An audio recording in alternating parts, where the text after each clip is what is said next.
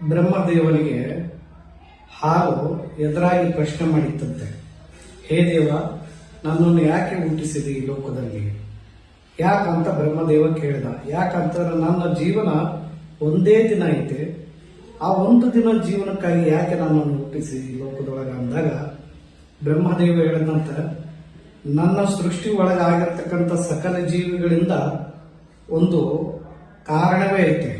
ಹಾಗಾಗಿ ನೀನು ಕೂಡ ಹುಟ್ಟಿದಿ ಅಂತಂದಾಗ ನಿನ್ನಲ್ಲಿ ಒಂದು ಕಾರಣ ಇಲ್ಲದನ್ನೇ ನಾನು ಹುಟ್ಟಿಸ್ಲಿಕ್ಕೆ ಸಾಧ್ಯನಾ? ಯಾವ ದೇವನಿಂದ ನೀನು ನಿರ್ಮಾಣವಾಗಿದೆಯೋ ಆ ದೇವನಿಗೆ ಬೆಳಕಾಗುವಂತಹ ಶಕ್ತಿ ನಿನ್ನಲ್ಲಿದೆ. ಹಾಗಾಗಿ ನೀವು ಒಂದೇ ದಿನ ಜೀವನ ಅಂತೇಳಿ ಚಿಂತೆ ಮಾಡಬೇಡ ಅಂತಂತಾರೆ. ನೋಡು, ಪ್ರಯತ್ನ ಮಾಡು ಅಂತ ಹೇಳ್ತಾರೆ.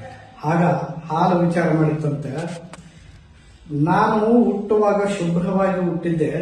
ಈ ಪಾಪಿ ಮನುಷ್ಯರು ಏನ್ ಮಾಡ್ತಾರಂದ್ರೆ ಹುಳಿ ಹಿಂಡಿ ನನ್ನ ಸ್ವರೂಪವನ್ನೇ ನಾಶ ಮಾಡ್ತಾರ. ಅದಕ್ಕಾಗಿ ಯಾತಕ್ಕೆ ಬೇಕು ಅಂತ ವಿಚಾರ ಮಾಡ್ತಿತ್ತು. ಬ್ರಹ್ಮದೇವ ಹೇಳಿದ್ದು ಕೇಳಿ ಆಮೇಲೆ ವಿಚಾರ ಮಾಡಿತ್ತಂತೆ, ಯಾವ ದೇವ ನಿರ್ಮಾಣ ಮಾಡಿದನೋ ಆ ದೇವನಿಗೆ ನಾನು ಬೆಳಕಾಗಬೇಕು ಅಂತ. ಆಗ ಹಾಲು ಹುಟ್ಟಿದ ನಂತರ ನಾವೆಲ್ಲರೂ ಏನ್ ಮಾಡ್ತೀವಿ ಅಂತಂದ್ರೆ ಹುಳಿಯನ್ನು ಹಿಂಡಿ ಹಾಲನ್ನು ಒಡಿಸಿಬಿಡ್ತೀವಿ. ಆಗ ಅದು ವಿಚಾರ ಮಾಡಿತ್ತಂತೆ, ನಾನು ಒಡೆದೆ ಅಂತೇಳಿ ಕುಗ್ಗುವುದು ಬೇಡ, ಇದರಲ್ಲಿ ಇನ್ನೊಂದು ಅವತಾರವನ್ನು ಎತ್ತಬೇಕು ಅಂತ. ಆಗ ಅದು ಮೊಸರು ಆಯ್ತಂತೆ.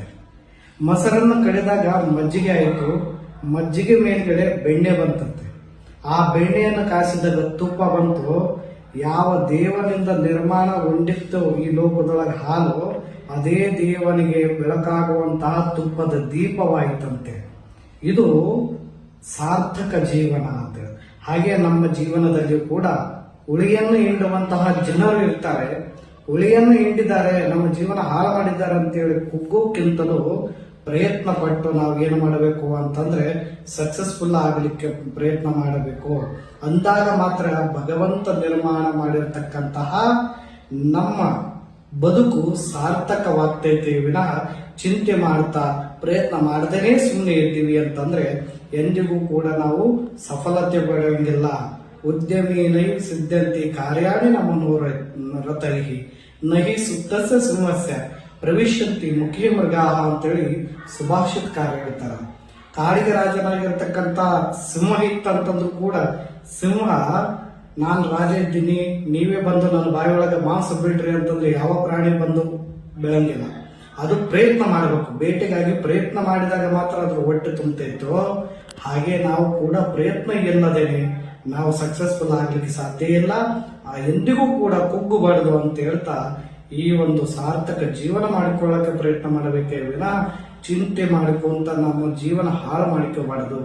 ಹುಳಿಯನ್ನು ಹಿಂಡುವಂತ ಸುಮಾರು ಜನ ಹುಟ್ಟಿದ್ರು ಕೂಡ ಭಗವಂತ ಶಕ್ತಿ ಯಾಕೆ ಕೊಟ್ಟಿದ್ದಾನೆ ಅಂತಂದ್ರೆ ಹುಳಿಯನ್ನು ಯಾರು ಹಿಂಡಿದಾರೋ ಅವ್ರಿಗೆ ಸ್ಫೂರ್ತಿದಾಯಕವಾಗುವಂತಹ ಸಾಧನೆ ಮಾಡಲಿಕ್ಕೆ ಶಕ್ತಿ ಕೊಟ್ಟನ. ಅಂತಹ ಸಾಧನೆಯನ್ನು ಮಾಡೋಣ. ಹಾಲಿನಂತೆ ನಾವು ತುಪ್ಪವಾಗಿ ಭಗವಂತನಿಗೆ ಬೆಳಕಾಗೋಣ ಅಂತ ಹೇಳ್ತಾರೆ.